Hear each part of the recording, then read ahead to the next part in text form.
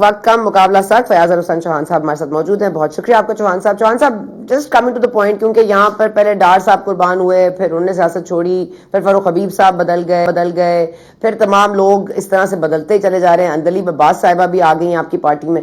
ذرا یہ فرما دیجیے گا کہ آج تو ایک الگ ہی رخ دیکھا ہے ہم نے پاکستان تحریک انصاف کے اندر. جو بیٹھے ہوئے لوگ ہیں اب استحکام پاکستانی جوائن کی, لیکن مولانا فضل الرحمان صاحب کے گھر تعزیت کے لیے پہنچ گئے.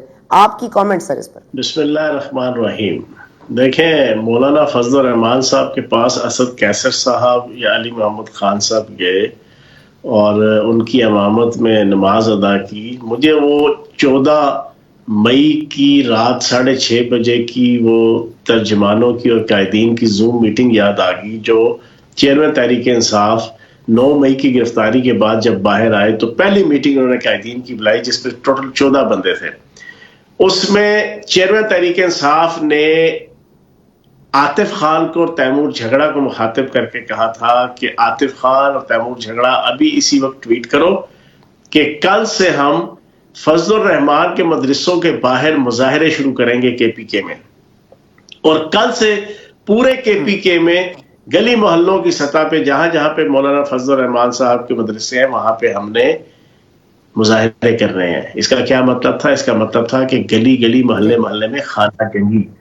پہلے 9 مئی کے واقعے کے ذریعے سے ریاست کی ساری چولیں ہلا دی, اب گلی گلی محلے محلے میں شام, یمن, لبنان اور اردن کی طرح کی مارا ماری اور جناب گلی گلی میں جناب خانہ جنگی. اب میں حیران ہوں کہ اسد کیسر صاحب اور علی محمد خان صاحب جو بیانیہ لے کے وہاں گئے ہوں گے, پہلی بات تو یہ ہے کہ اس پہ چیئرمین تحریک انصاف کی انڈورسمنٹ قطعاً نہیں ہو سکتی. اگر ان کی انڈورسمنٹ نہیں تھی, ان کی ول اور وش نہیں تھی, تو پھر تو یہ سارا کچھ نل اینڈ وائٹ ہو جائے گا. کوئی مفاہمت کا بیانیہ جے یو آئی کے ساتھ یا مولانا فضل الرحمان صاحب کے ساتھ, کیونکہ آپ بھی گواہ ہے کہ کیسر صاحب تو کہہ رہے ہیں نا, وہ تو کہہ رہے ہیں کہ پی ٹی آئی چیئرمین کی مرضی سے گئے ہیں. اسد کیسر صاحب جھوٹ بول رہے ہیں؟ نہیں, بالکل جھوٹ بول رہے ہیں. جتنا چیئرمین تحریک انصاف کو 17 سال میں جانتا ہوں, یہ بالکل بھی ان کی مرضی, ان کی منشا نہیں ہو سکتی. جس طرح شاہ محمود قریشی صاحب نے شروع میں جب یہ گرفتار ہوئے تھے تو 2-3 دن ذرا بھاگ دوڑ کی تھی, تو ان کو shut up call Bushra be be کے ذریعے سے پہنچا دی گئی تھی کہ آپ میرا جھنڈا اٹھانے کی کوشش نہ کریں, چیئرمین تحریک انصاف کا جناب آپ سکسیسر بننے کی کوشش نہ کریں. میں جیل کے اندر بیٹھ کے اپنی بیوی بشرا بی بی کے ذریعے سے جو ہے وہ سارا پارٹی چلا لوں گا, کیونکہ انہوں نے 2-3 بیان دیے تھے کہ آپ چیئرمین تحریک انصاف کا جھنڈا میرے ہاتھ میں ہے. تو جو شٹ اپ کال انہیں ملی تھی, میں یہ سمجھتا ہوں کہ اسد کیسر اور علی محمد خان میرے لیے قابل احترام ہے. کام انہوں نے اچھا کیا ہے, یہ بھی سن لیں, میری ذاتی رائے میں بہت اچھا کام کیا ہے. پولرائزیشن کی سیاست کو جناب ڈیکریز کیا ہے, نفرت کی سیاست کو ختم کیا ہے, چیئرمین تحریک انصاف کی طرز سیاست کی نفی کی ہے.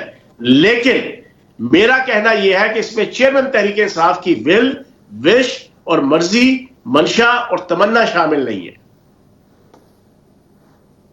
ٹھیک ہے, آپ کو کیا لگتا ہے موٹیو کیا تھا ملاقات کا؟ آپ کو کیا لگتا ہے صرف ورک پہ اگلانی تھی, آپس میں دوستی کا ایک مظاہرہ کرنا تھا, مفاہمت کرنی ہے, یا آپ کو لگتا ہے کوئی اور بھی معاملات ہیں؟ دیکھو, یہ اب رستے تلاش کر رہے ہیں. یہ جو باقی پی ٹی آئی ہے یہ اپنے طور پہ رستے تلاش کر رہے ہیں, لیکن یہاں پر بھی کیا ہوگا. پی ٹی آئی کی جو میں مستقبل دیکھ رہا ہوں کہ بشرا بی بی تو جناب الیکشن سے پہلے جناب چلی جائیں گی جیل. اپنے جو معاملات ان کے کرپشن کے ہیں, ان کے میاں کے, ان کے بیٹوں کے, ان کے بھائی کے, ان کی سہیلیوں کے, پیچھے علیمہ خان صاحبہ نے جھنڈا اٹھانا ہے. یہ میں اپنی ایک پولیٹیکل پرسپشن آپ کو بتا رہا ہوں, فارسی بتا رہا ہوں جو میں دیکھ رہا ہوں.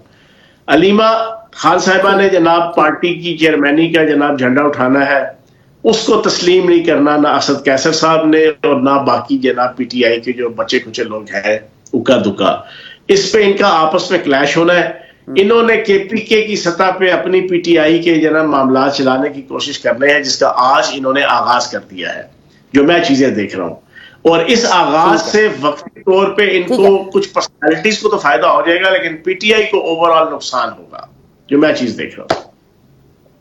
اچھا ٹھیک ہے. اچھا سر, لاسٹ میں میرے پاس بہت کم وقت ہے, لیکن مراد راز صاحب کا جیو فینسنگ میں شروع میں نام آیا, انہوں نے کہا غلط آیا. اس کے بعد اندلیب عباس صاحبہ, ہمیں فوٹیج بھی معلوم ہے کہ وہ خدیجہ شاہ صاحب کو ڈرائیو کر کے لے کے جا رہی ہیں, وہ ڈرائیونگ سیٹ پہ تھی, اب وہ استحکام میں آ گئی ہیں. اور یہ بھی کہا گیا تھا کہ 0 ٹالرنس ہے 9 مئی میں جو ملوث ہیں ان کے لیے. تو آپ کو نہیں لگتا یہ کلین چٹ استحکام پاکستان کیسے دے دیتی ہے؟ نہیں, ہم کوئی کلین چٹ نہیں دے رہے, اور اپنے پرچے بھگتیں گے، وہ سارے بھگت رہے ہیں. میرے پہ جھوٹا بالکل ایبسلیوٹلی جھوٹا ہوا تھا. میں نے 4.5 مہینے پیشیاں بھگت کے آج سے کوئی 20 دن پہلے میری بیل بیفور ریسٹ کنفرم ہوئی ہے، حالانکہ ایبسلیوٹلی جھوٹا تھا.